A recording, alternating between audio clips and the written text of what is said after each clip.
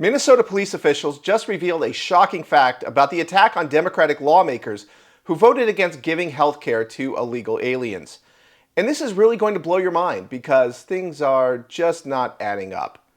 We'll break this down in full, but first, please be sure to like, comment, and share Explain America. We ask the questions the media avoids because they're afraid where the dots might lead us. Now, here's what we need to know. Minnesota police have made an announcement, and they have confirmed that Vance Luther Bolter, the man suspected of assassinating former House Speaker Melissa Hortman and her husband, were actually confronted by police officers before the murders took place. Let's take a look at the announcement.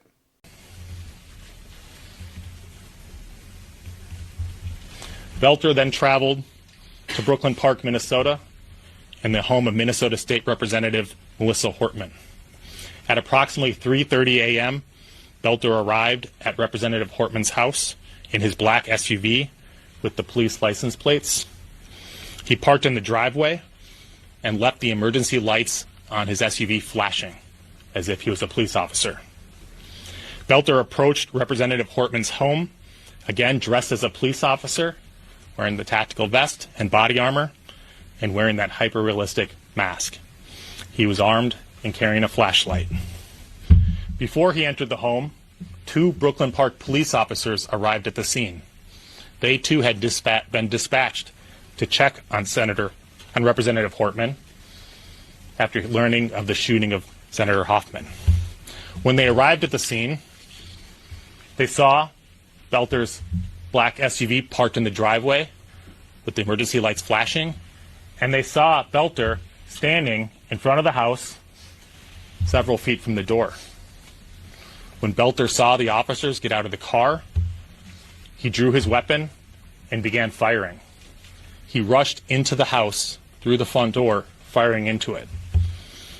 He repeatedly fired into the house, and when he entered, he murdered Representative Hortman and her husband, Mark.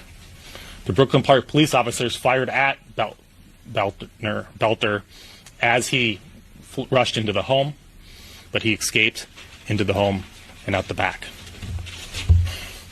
Officers recovered Belter's 9mm Beretta, along with the body armor and the mask, behind the home along his path of flight when he fled on foot. They later searched Belter's car, where they found 5 more firearms, including assault-style rifles and a large quantity of ammunition. Belter also had in his car notebooks containing a list of more than 45 Minnesota state and federal elected officials, including Representative Hortman. Now, Belter planned his attack carefully. He researched his victims and their families. He used the internet and other tools to find their addresses and names, the names of their family members. He conducted surveillance of their homes and took notes about the location of their homes. So they saw Bolter standing near the front door, and when he got out of the car, he drew his weapon and began firing? So let's get this straight. The police were already there? Bolter opened fire, got into a shootout, and then broke into Hortman's home, then killed her and her husband and escaped. How is that even possible? A source familiar with the case says the officers likely took cover under fire, which may have allowed Bolter to enter the home, kill the couple, and slip out the back before reinforcements arrived. But this story gets even darker. Officials are now claiming there is no manifesto. So let's go to another police official talking about this. It's really mind-boggling. That came from initially. Can you identify the potential motive here? It has been widely reported that the list, his hit list, contained names of people who are abortion rights supporters. And also, can you please release the names of the 2 other targeted victims who were fortunate to get away? As I said, with respect to the other 2 potential victims, I think it's up to them whether they want to publicly identify themselves. As I said, it wouldn't surprise me if they do. They're elected officials, but that's their right. Obviously, they may have families and children and privacy interests that they need to sort through. So I'll let them do that. With respect to the potential motive, let me say this. There's been a lot of press coverage and speculation and discussion of a manifesto. I've seen nothing like a Unabomber-style manifesto in his writings. He had many, many notebooks full of plans, lists of names, surveillance, efforts that he took to surveil and locate the home addresses and family members' relationships with these elected officials. But I have not seen anything involving some sort of political screed or manifesto that would clearly identify what motivated him. Obviously, his primary motive was to go out and murder people. Now, they were all elected officials.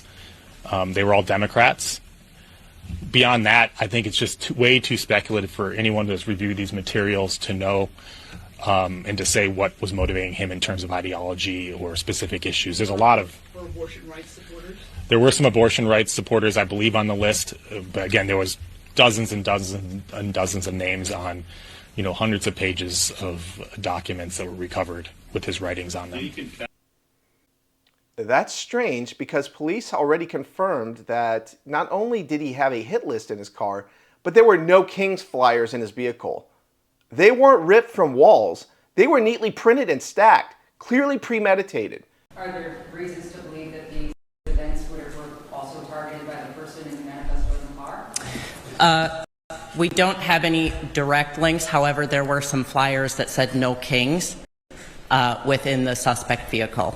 And as we know, the planned events throughout the state of Minnesota today is a no Kings event. And so the reference materials that were inside of the vehicle that we saw, we have no understanding that any of the no Kings events would be targeted, but we also find it of interest to the public that these would be in there, and we want to alert everybody until we do that. Because this is such an active investigation with information not knowing right now, we feel it's an obligation to all of you and the public across the state of Minnesota to alert you of it, and that's why the Colonel made the notation of recommending people don't go today. But the individuals are not in custody yet, and so we want to make sure as that very active manhunt is underway and continues, that we make sure that we're sharing that, and that's part of why we're making the recommendation. As to the investigation and the list, we are working through that now and talking to individuals, and we'll continue to. What I would say with the list is there's a large number of people. That's all I can say about it. We will work through all of that, what the motivations of this are, and we'll provide that as you can. This is really a public safety announcement for everybody so that we can make sure people are informed and make safe decisions throughout the day. In the real world, that's enough of a manifesto. That's enough to give us motive. Let's be honest, if the shooter had printed MAGA flyers, we'd never hear the end of it. But because of his target being Democratic lawmakers who broke ranks on illegal immigration, suddenly there's no motive? And one more thing, Bolter didn't just murder Rep. Hortman and her husband.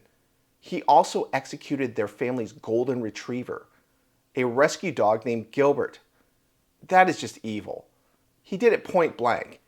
And once again, Americans are being told to look the other way, as if all of this doesn't add up to a very damning indictment of what has been going on in Minnesota. So under Minnesota Governor Tim Walz's leadership there, things have turned into a complete disaster.